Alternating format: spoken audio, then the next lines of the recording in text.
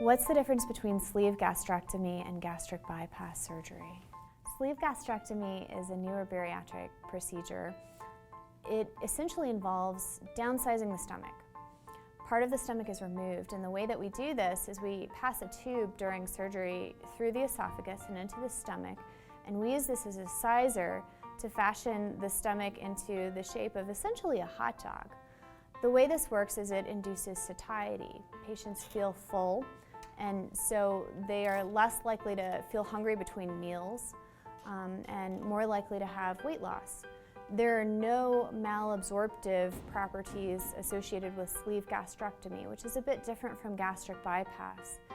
Gastric bypass is also a stomach stapling procedure that involves reducing the size of the stomach with a surgical stapler.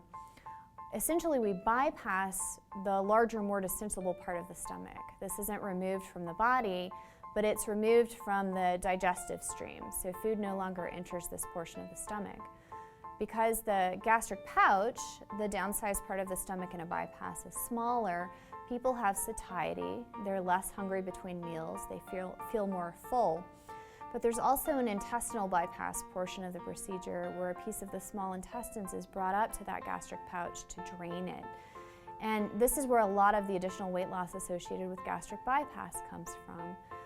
People after gastric bypass malabsorb fat, so the nutrients that you do eat, you absorb less of them. It's very important after bypass to remember that with fat malabsorption also comes vitamin and mineral malabsorption. So it's important after gastric bypass in particular to take vitamin and mineral supplements, and that is a lifelong requirement associated with the procedure.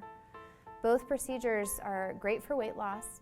Gastric bypass, we feel, is a little bit better for diabetes remission. And so generally that's recommended for many of our type 2 diabetic patients for that reason.